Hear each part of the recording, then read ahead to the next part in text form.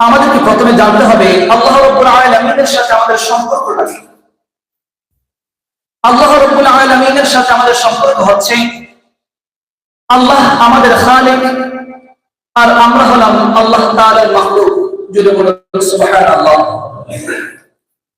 এবং মহান রব্বুল আলামিন যখন আমাদেরকে সৃষ্টি করেছেন, সৃষ্টি করার পরে যখন এক অপরের ভিতরে যে মায়া মহব্বত দয়া তিনি দান করেছেন, যেমন সন্তানের প্রতি মা বাবার দয়া, মা বাবার প্রতি সন্তানের দয়া, স্ত্রী সন্তানের প্রতি এবং এক অপরের প্রতি যে দয়া মায়া আমরা একটু লক্ষ্য করে দেখতে পারি, এটি পশু পাখির মধ্যেও আছে। একটি মুরগির বাচ্চার জন্য যে মুরগি মা, ওনার কতটা টান, কতটা উদ্বেগ, কতটা উৎকণ্ঠা আমরা দেখতে পাই।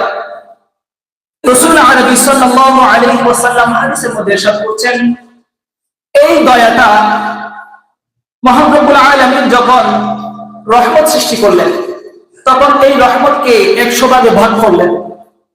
ভাগ করার পরে এক ভাগ দয়া, এক ভাগ রহমত তিনি পৃথিবীর সৃষ্টিকুলের মাঝে তিনি দান করে দিয়েছেন। উচ্চ আওয়াজে পড়ি সুবহানাল্লাহ।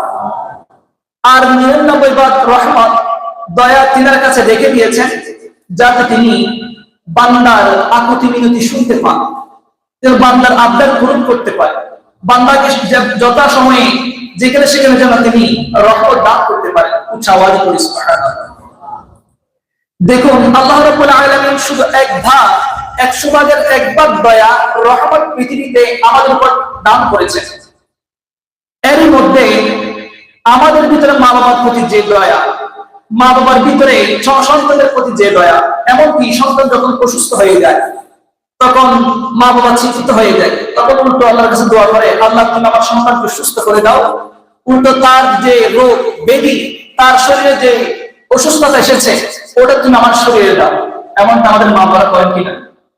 করেন। এই দয়াটা আল্লাহ রাব্বুল আলামিন দিয়েছেন শুধু একবার, তাও পৃথিবীর সমস্ত সৃষ্টিকুলের মাঝে তিনি দিয়েছেন। উচ্চ আওয়াজে পড়ি সুবহানাল্লাহ।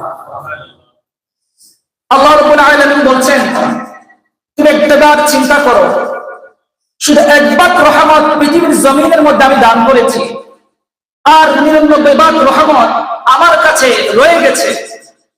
আমি 99 ভাগ রহমত দিয়ে তোমার জন্য কি করতে পারি, তুমি কিভাবে চিন্তা করো। উচ্চ আওয়াজে পড়ি সুবহানাল্লাহ।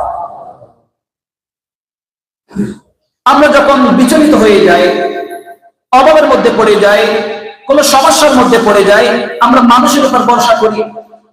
আমরা মনে রাখি যে অমুক ভাই আমার সমস্যা সমাধান করতে পারবে, অমুক আমাকে সুস্থ করতে পারবে, অমুক ডাক্তার আমাকে পরিপূর্ণ সুস্থ করে দিতে পারবে, এমন বিশ্বাস আমরা রাখি না।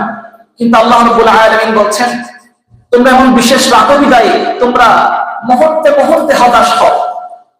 তোমরা যদি বিশ্বাসটা আমার উপর রাখো, ইয়াকিনটা যদি আমার উপর রাখো, তাহলে তোমাদের মনে রাখতে হবে, যত সময়ে যদি তোমরা আমার কাছ থেকে রহমত নাও পাও, দয়া যদি নাও পাও, তোমরা এতটুকু ভরসা করতে পারো, আল্লাহ যা করেছেন আমার জন্য ভালোর জন্য করেছেন। এবং আল্লাহ যদি এখনো দেন নাই, পরবর্তীতে এমন একটা বিষয় আমাকে দিয়ে খুশি করে দেবেন যা আমাদের চিন্তার বাইরে। উচ্চ আওয়াজে পড়ি সুবহানাল্লাহ।